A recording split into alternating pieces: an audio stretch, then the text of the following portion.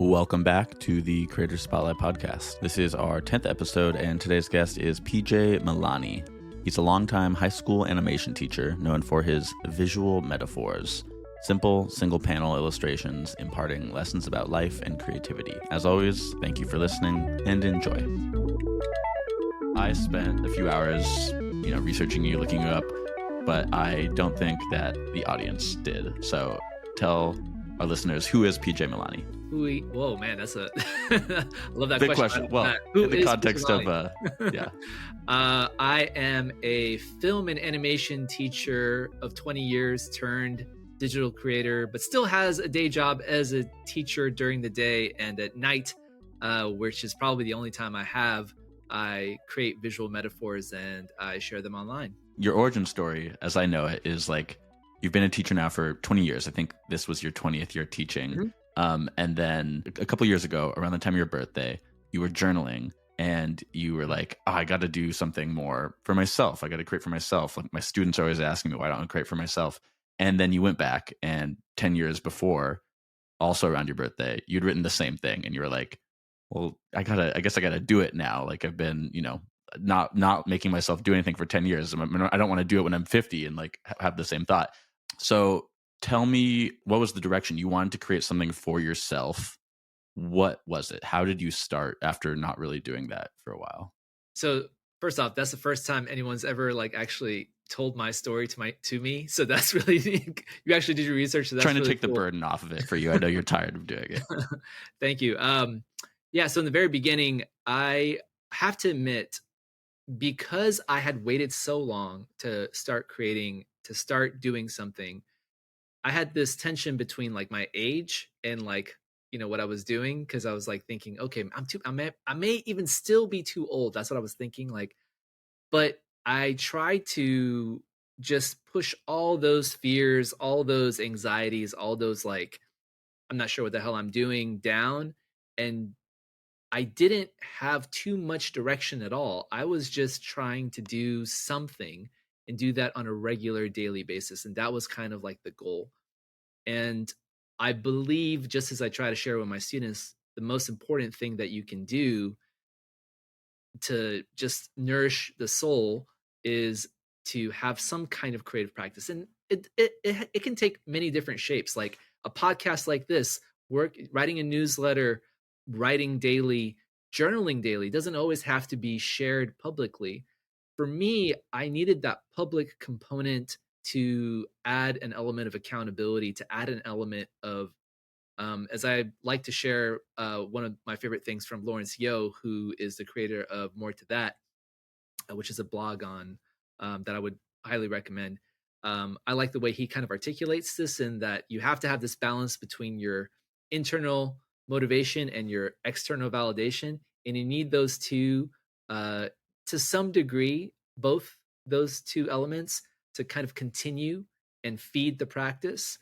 And so that is why I initially started to share. Now, initially it was crickets, I have to admit. You just, when I first started posting, I actually started with a newsletter. It was the very first thing I created right out the gates. And it was with Review. If you remember Review, who was the Twitter thing that failed. Yeah, well, it was even before Twitter. That's when I started. Before Twitter bought it out, I started. That's how long ago it was. So it was the very first thing I started posting on, because I was like, okay, let me just do something. Let me start with a newsletter, because I don't really know what I was doing. Why did a newsletter? Why of all things did that seem like the most obvious choice? I was thinking that, all right, I'll have a group of friends at the very least that will get me started, that I know that they are going to be reading this. And so it was like I was trying to think of the lowest friction, easily sustainable thing for me to do. And it was really I was just not really sure what I was doing. It was like Tim Ferriss 5 Bullet Friday without the credibility or fame. And so I just was trying to put something together to document what I was trying to do. And Was they all this had wait, themes. if I can interrupt for a second. So I was looking, I was trying to find the first thing you did because as I understand it too, you weren't really online in any meaningful way or really at all, maybe on social media until you started. And so the earliest thing I could find was November 16th, 2021. You published this post, simply begin, do 1%. You're Yeah, ready. And then your first few posts, you're doing this like ship 30 for 30 thing, right? Where you're posting every day, you're getting that muscle going. And your first three posts were about this as well. The next one was just called doubts. The third one was called trust the process or trust the practice. And then your fourth one was like more about your grandparents. So yeah. So in the beginning, you were doing this almost like meta reflective, like about creating, like you said, like this Tim Ferriss thing. But that was just that's. I imagine that's kind of what you were consuming as inspiration to get started. So you're kind of doing this mirroring and warming up, and then you start getting to your own thing, right? yeah. In fact, that was way before the Ship 30 stuff. So that was like Oh, the blogging. That was the first. So I started with a newsletter.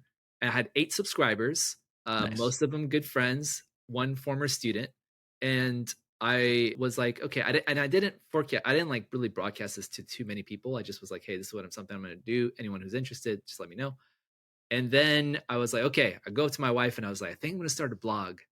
And she's like, do people still read blogs? And I was like, I mean, I do, but honestly, after probably maybe I don't know how many posts I did, maybe 15 or so, maximum, maybe 20 at max. Yeah, nobody reads blogs. At least no one reads mine. And I came across Ship 30 with Dickie Bush and Nicholas Cole, big on Twitter. I came across him on YouTube, honestly, because I wasn't on Twitter at all. I think I might have just looked up writing online and he must have popped up. He pretty much talked about exactly what I was experiencing. And that's how you know you got a good salesman, because he literally hit all those same exact pain points that I was experiencing, which was, hey, I initially thought I would start a blog.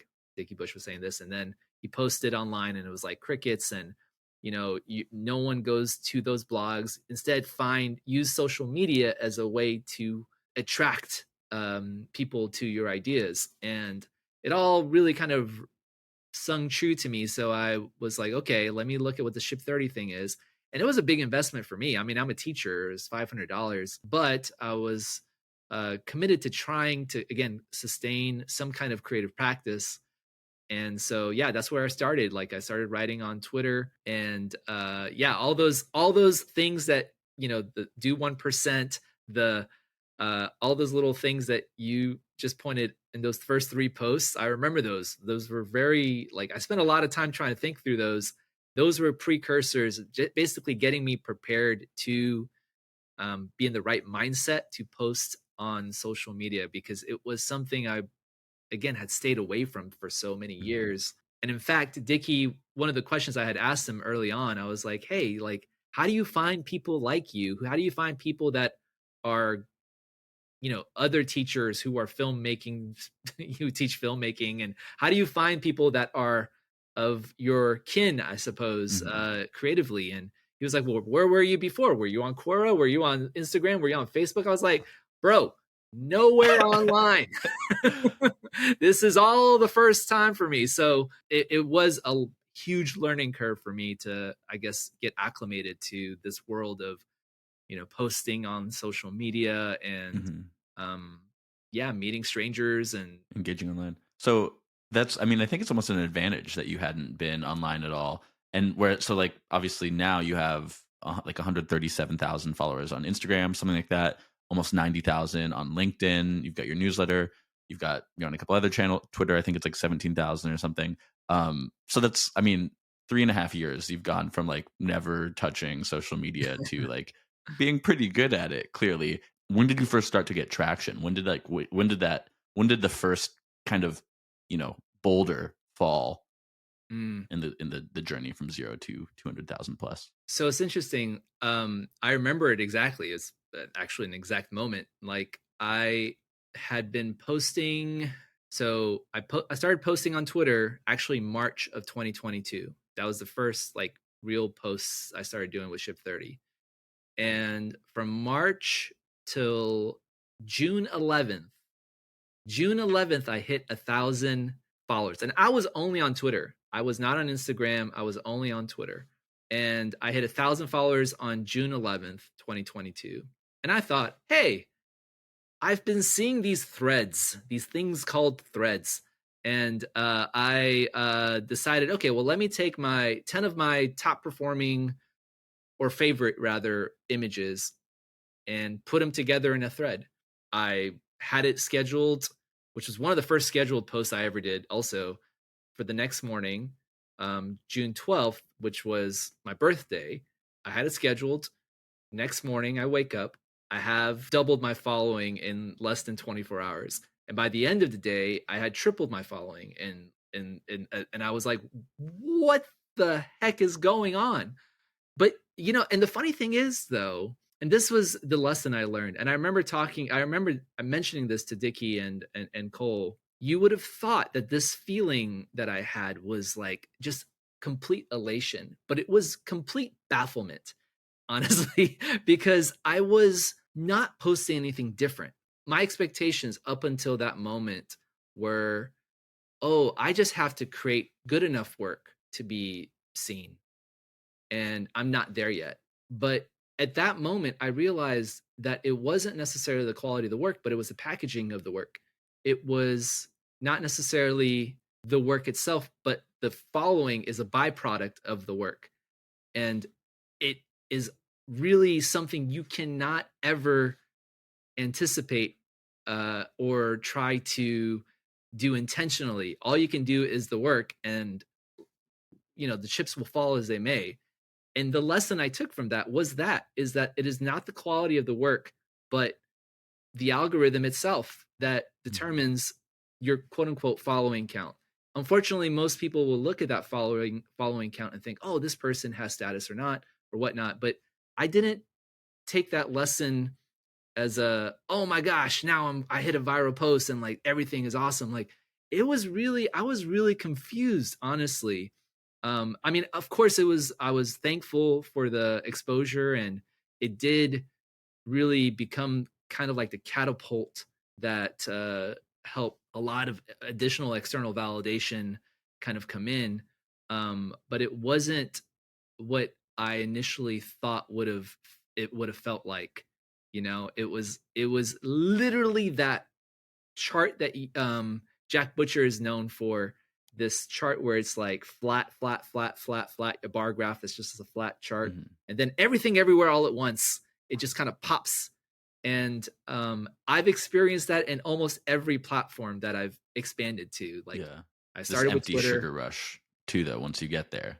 Yeah. Well, the thing is, like, I think every time it has happened, I get this feeling of like detachment from it, because again, it's not as if I'm not grateful or thankful for it. It's just that I really try to be careful that I don't put too much stock in the numbers that end up rising. And each person, anytime that somebody likes it, is an individual person who's come across that. And that's a beautiful thing in and of itself. So I want to appreciate and honor that. I just want to be careful not to judge the quality of my work based on the number that ends up being attached to that work. And that was that early lesson, that first milestone. That was the lesson I took from that. Which I think is like, again, going back to like you not having been on social media, like you were able to come in and like not have those like, social media brain and like that addiction to the notification kind of. In this other interview you did, you said that taking the next step after having an idea, that is what it means to live a creative life, not having the thought, but acting on it. And I think it's like you don't get to creating visual metaphors and that being your thing and what you're known for without first like writing about like just the act of like writing as a way to make yourself start writing. And it's like it's that step. So I don't know, I always, whenever people ask me to for advice on how to grow an audience, there's all different types of advice you can give, but really it's just start doing it and then do it again and do it again, and you never really know where it'll take you, but you won't get anywhere without doing it. So I just really like that as an example in your work. Going back to the writing and drawing thing. You said again in another interview that you used to have separate notebooks for Mhm. drawing, for sketching, and for journaling, and now it's the same. And I thought that was really interesting. I'd love to hear you talk more about the relationship for you between writing and drawing. Yeah, yeah, that's man, you did some really good research, I have to say. Yeah, It's my so job. I so yeah, that became actually a great additional inflection point in the practice of how I come up with ideas. So yeah, I used to have a separate journal for writing and a separate sketchbook for ideas and whatnot. And there is sometimes still that, sometimes I want to just like go through a sketchbook and just come up with a bunch of different ideas. But as a general daily practice, like I keep my journal and my sketching in the same thing. And it's because both one feeds the other. Like I could be writing about something, and as I'm writing it, I make a connection and then I can visualize that connection immediately next to it. And vice versa. I could be making a connection in the visual and drawing or sketching something out. And that creates a connection in the thoughts and the ideas themselves, so I can expand on that through the writing. And this can even be in the context of day-to-day experiences. Like a little hack I teach my students is sometimes all you need to do is take a key word and put a circle around it, and you start to think of it visually. Like it's really is as simple as that. Take an idea like entrepreneurship, put a circle around it, and automatically it becomes a visual in some context. Put another circle around it. What is that then trying to communicate? That circle around the entrepreneurship. And now you're starting to think visually. It's as simple as that. You don't have to overcomplicate it. So making these kinds of connections is really tough to do when you keep the two separate, sketching and your journaling practice or writing practice or whatever. I say journaling because usually that's the way I would kind of try to work through ideas or ask myself questions or whatnot. But that's been a general piece of advice I give to anyone who's starting out who wants to kind of think more visually, is to stop putting them in different places. And the other thing is, I am a big proponent of physical writing instead of typing because one, you're going slower, uh, and you're becoming a little bit more mindful of what it is that you're saying. And two, it's you have being able to flip through your ideas and incidentally come refresh your mind on, oh, that was an idea, actually continues to feed into your future ideas. Whereas unless you intentionally go into your capture system that's digital, you're not going to again have those incidental uh, creative accidents, if you will, Mhm. that are really wonderful to experience. Wait, all um, the more too. You again in one of these interviews, you mentioned that you suggest people journal with a pen rather than a pencil. Yeah, yeah, that's again great, great research and memory. Yeah, so that's one of those things that is to try not to get too caught up in what it is that you're drawing or sketching. You're This is just a playground, so an eraser gets in the way. You're just redraw it or draw it again.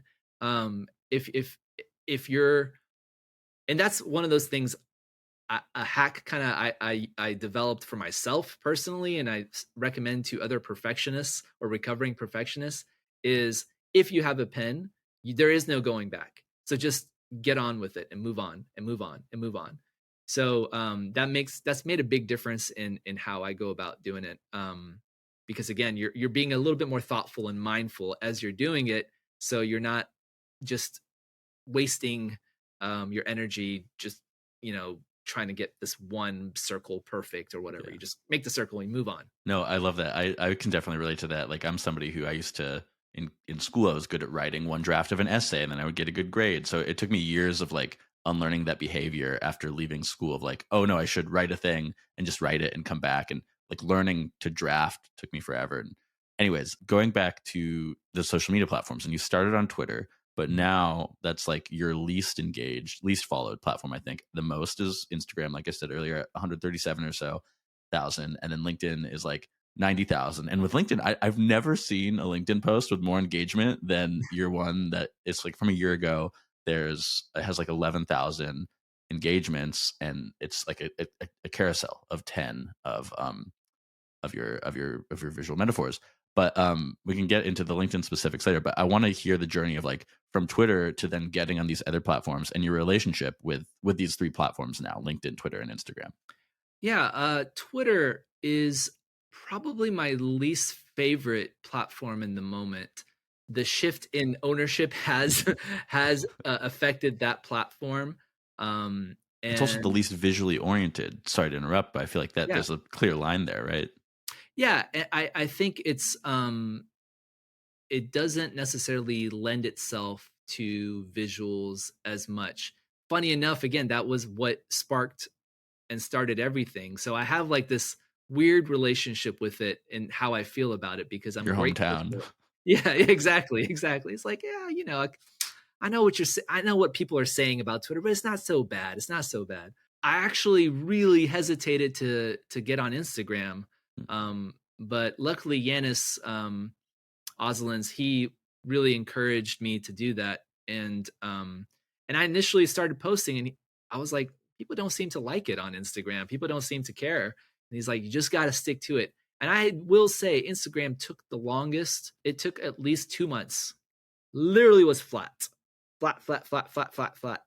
And then all of a sudden it picked up again, just like Twitter. I can't tell you, I don't even know which post it was, but it just picked up immediately. And then almost all of them picked up at the same time. LinkedIn, I got into the very latest, like was one of the last ones I was like, all right, let me also expand on to LinkedIn. And the only reason I expanded on LinkedIn was because of how many people were on LinkedIn using my visuals without crediting me. You have to come to some level of peace when you do this kind of work with, okay, people are going to steal your stuff, and you have to try to find a way to manage those emotions and try to have a little bit more of an abundance mindset with that.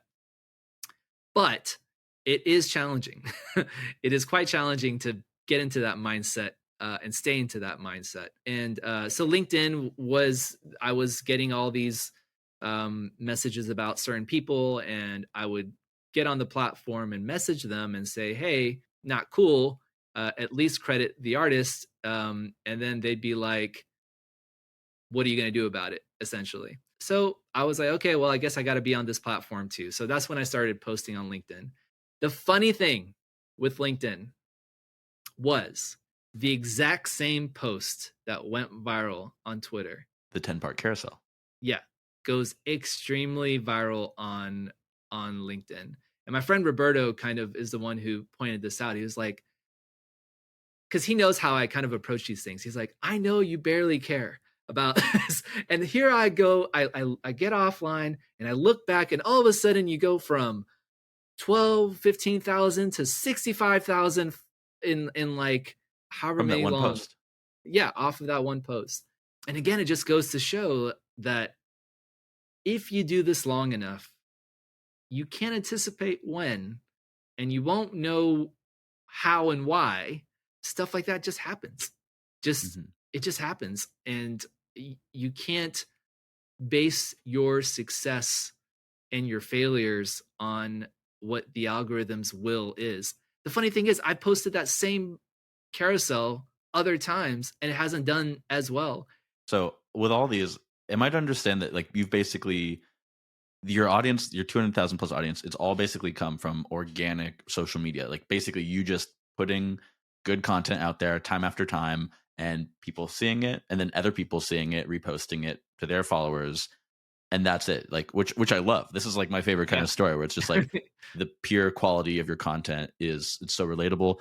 I think another thing too is like, because it's visual, there's very few words that, and you often say like on your website, etc., like that you have an international audience, and like it's because anybody, you can just look at, you don't even need to read the 3 words that are usually on it, you can just get it. But so that's amazing that it's like this pure organic growth. But then I talk about newsletters, and I do a newsletter, and people ask me how to grow newsletters, and that's the hard part because it's not an algorithmic thing. It's like If you're on Substack, that's kind of become a social media platform, less than a newsletter platform now. But if you're on Beehive, which your newsletter is, that you can't just put stuff out and expect people to get it. So tell me how we get to the newsletter. Why you start? Because again, at the very beginning, you said you'd been doing newsletters, and then you kind of stopped, or I don't know if you stopped, but now you have, at least on Beehive, your archive there, 40 issues dating back to almost exactly 2 years ago. April 22nd Oh, was nice. your first, 2022 was your first one there.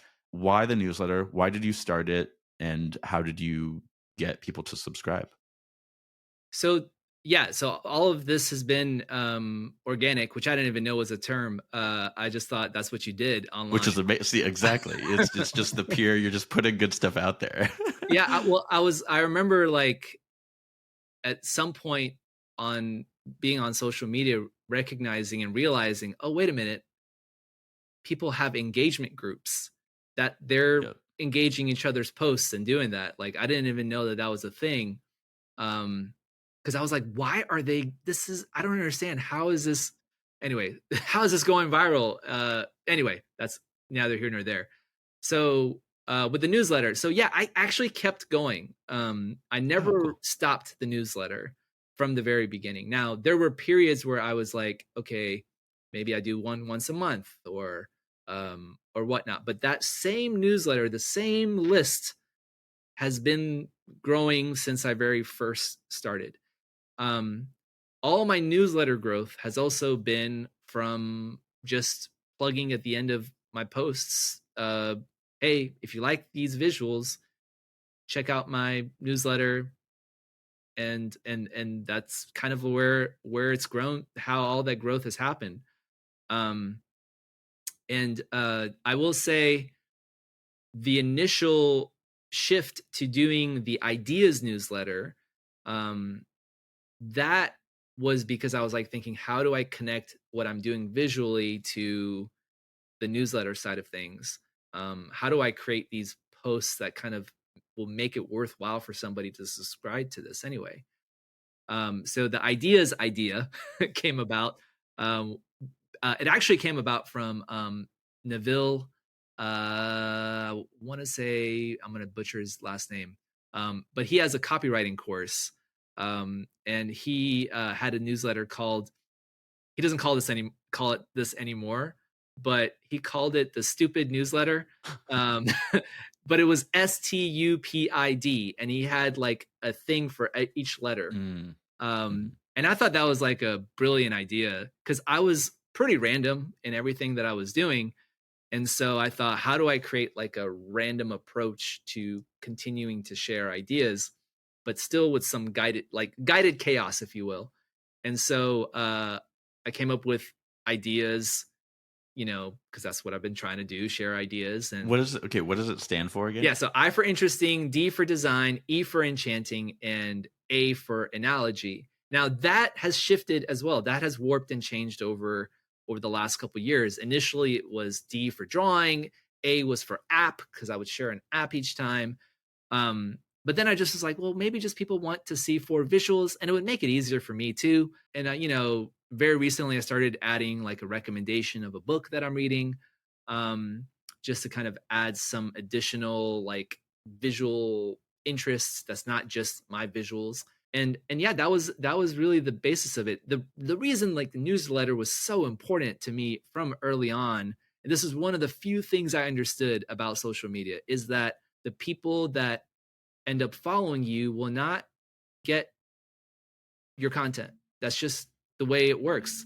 And that is really disheartening because you're like, okay, out of 137,000, 1,000 of those people will probably get every post for sure. And if that random group ends up liking it, then maybe it'll expand out. But that model has shifted, in the algorithm gods have changed what they want to do, because now it's like even the people that follow you are not going to get your work unless they've been looking at other visuals, and it's just giving people more of what they want rather than what the people that they're following. So the newsletter was a vehicle to help deliver to the people that really are interested in the kind of stuff I'm doing, in a more regular basis get that content. um and so that's been kind of like the mission of the newsletter, I would say, is to share with the people that really want to see the work regularly. Now, Mhm. I used to do it every week for a period of time, and that was way too intense for me. Um, and so I had to do it every 2 weeks. Um, it may impact engagement to some degree, but I have to kind of make the sacrifices that I have to in order to kind of keep the practice going. It's one of my favorite things from James Clear, and I made a visual about it a few weeks ago, which is reduce the scope to sustain the habit. And That's good. that's what I'll just kind of live by that. It's like it may not be perfect, but I'm doing it. I mean, also like as we're talking today, Biden signed the TikTok ban bills. I mean, we'll see what happens with that. But exactly, it's like not only can people not find you, but with social media, it's like it's not your audience. It's the social. You're almost like a contractor to the social media platform. Yeah. Anyways, though, so I know that you have the course, but are there any other ways that you monetize your work online? Um, yes and no. I mean, I do take on clients once in a while, usually authors. I have to say no more regularly than I can accept clients You're because, a busy guy. well, I don't want to make it be like I'm super No, busy. I no, can't not in like do a big way, but you have a that. full time job and a family. I mean, and this is Yeah, like something you do for yourself too, for fun. exactly. And I also want to um, I'm usually very clear about what it is I'm providing as that service, because I don't want somebody to think, okay, they'll hire me to do a visual and then all of a sudden they're going to grow their following to however whatever many thousand. It's that's not the way it works. Like, unless you want to make a long-term commitment to doing it, it's not going to move the needle that much, and if it does, you probably don't want that audience, or you're not thinking about the kind of audience you're attracting. It's usually a misunderstanding of why it is that you're doing the thing that you're doing. So there is a lot of, unfortunately, I can't take on that many clients. I like to work with authors because they usually have very well defined ideas, and it's more of a collaboration and it's a lot more fun. So yeah, that's usually a kind of a privilege to be able to do that when it works out. I have tried doing some sponsorships. I'm still not too happy with the way it works yet, but I'm kind of refining that part of it. I don't have like a call to action for sponsorships.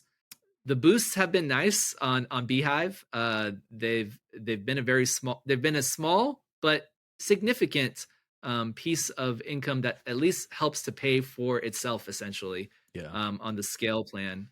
And there's also, monetization when it comes to just the visuals themselves. I don't make it a habit, but sometimes people will ask if they can buy licenses for a group of images, but I don't make it a thing that I'm trying to sell. Hmm. Um, for me, it's like, okay, you can use the visuals as long as you're crediting in a way that feels like a genuine credit. Okay. Yeah. Well, but you have the course, which I think you started last fall. You're about to start your fifth cohort next month, and I think it costs $375. And Mhm. it's well, I'll let you tell me what it is. Tell me about the course, why you started it, and what that does for you. Yeah. So actually, it does a number of things. The first, probably most important, is that it sustains the creative integrity of what I'm doing. Because I will say that if you don't have something outside of followers, connections, whatever you want to use to measure your success online, subscribers, even, if you don't have something outside of that as a metric of success, then there's a concept in filmmaking called a visual vacuum. Basically, what it is when you're filming a shot, if you leave empty space uh, that's got nothing there, it wants to be filled. So that's why it's called the visual vacuum. So something is going to enter into that space. It creates this tension, subconscious tension in the audience. And I kind of think of social media in that regard. Like if you don't have something intentionally thought about to be that substitute for what is your measure of success, then that absence of being intentional is going to default to how many followers do I have? How many likes does this post get? How many people are actually commenting on my post? And that becomes a really toxic way to look at what you're creating, because then you start to shift what you're creating to what you think is going to get likes. And having the course became this way for me to like focus on helping students who are in my course as my primary mission. And the visuals that I'm creating is a way to attract people who are interested in that stuff. And also it continues to demonstrate like I'm not creating visuals about visuals. Like I'm not writing about writing, you know, like I don't know, there's a niche of people that, you know, all they do is write about writing. And there's nothing wrong with that. But I want to show that I'm creating visuals about things I'm interested in, and people who are interested in about creating visuals that they're about things that they're interested in are going to see me doing that, living what I'm saying. And so that is that becomes the purpose of what I'm doing online, instead Mm. of, you know, getting likes for just status. Yeah. And the really cool thing about doing it too is it feeds into my teaching ability. It's like as I'm thinking of visual metaphors to explain concepts, it's helped me become a better teacher in just my day job as That's well, amazing. as a film teacher and an animation teacher, because there are concepts that you think, oh, you don't just want to teach the concept itself, you want to teach the thinking behind the concept. Before I was just teaching the concept. Now I can teach why that is, because I'm using metaphors to explain ideas. It's essentially I've always believed there's two ways to explain the unfamiliar in a familiar way: storytelling and visual metaphors, or metaphors in general. So it's like they've been working together. My teaching online and my daily teaching in class, uh, they've been working together to kind of help me become a better teacher. And another added additional side effect to that, a beneficial side effect, is that I can also tell other teachers that you can do this too. Like you're not, um, it's not just, you don't have to have an animation or film background. Um, I didn't have an illustration background, which is very different Mm. than what I do in the classroom. And if you look at my earliest work, it looks very different than what it does There's today. way more words in it too. It's way less streamlined and polished. Yeah, absolutely. And I share my first 50 visuals with my students in the course. And I say, look at how these look. They do not look anything like the way they look now. And it's just to say, you have to trust the process. You know, one of my earliest blog posts, going back to the trust the process post, that third post that you pointed to, that was about this whole thing. And you know, that initial post was about playing the guitar. And I remember when I first learned how to play the guitar, I was like, all right, E chord. I don't know if you've played a guitar, but I like E chord, no problem. C chord, no problem. And then I got to the G chord, and I was like, what the hell is this? Like my fingers, it was the first time I've ever come to a physical limitation. And I was like, how the heck are my fingers ever going to make this shape with pressure to make this sound? And I just, for some reason, I kept thinking, and I trusted. I couldn't see any progress happening. Day to day, I kept trying to do that freaking G chord, and it was no sound, no sound, no sound. Day to day, my fingers hurt. But over time, one day, bring, it's just like it actually sounded out. And I was like, oh, whoa. And it was the first time that I had real proof that just because you can't see the progress that you're making doesn't mean that you're not making progress. And I think with visuals, it's the same way. And it's tough because we are painfully aware when our images don't look like what we want them to look like. Mhm. Whereas writing, if you're writing, you're like, you can't really tell if your writing isn't, you know, perfect. But your visuals become just like you're super aware. So you really have to fight through that frustration barrier early on to like, okay, I know I will get better. I know I'm gonna, by making these freaking shape on my fingers, I know over time that this is gonna sound like music. Just right now, it sounds like crap. And so so it's just one of those things you have to kind of trust. But going back to the course, it was one of those things that I think it gave me one, a monetization vehicle, which is great. But And one more that you felt importantly, really good about. yeah, more importantly, I feel really good about what I'm doing in the class, and I think from all the reviews and all the um, students I've taught, uh, I I try to demonstrate like a real teacher would, because I've taken courses from other people as well online, and not everyone has that much integrity in the courses. But I try to stick around in Q&As every day, after every live session, until no one's got any questions left. And I want to make sure that people who are in the course are actually getting time with me, because I've taken courses where I've never talked to the teacher. And Yeah. again, like $500 for me is a lot for a course. So, it's one of those things where it's like, all right, 375, this might be the last time I actually have it at 375. I've expanded the course significantly since I started teaching the course. And that's one of the benefits of doing cohorts. And it's like the speed of iteration is like boom, boom, boom, boom, I boom. read in your reviews that one guy said he'd done all 4 cohorts, which is amazing to me, and like tells me that, I mean, again, you've been teaching for 20 years. Like I'm naturally skeptical of most online courses. I think a lot of them are, to get a quick buck, plenty good ones out there to be sure. But I like with you, it's like obviously it's a good course. Like you've been teaching for half your life, like So I really respect that. You've been doing this now for 2.5 years, and I think you've found that clearly. But 2.5 years from now, are you still doing it? And if so, what does it look like? Yeah, I hope so.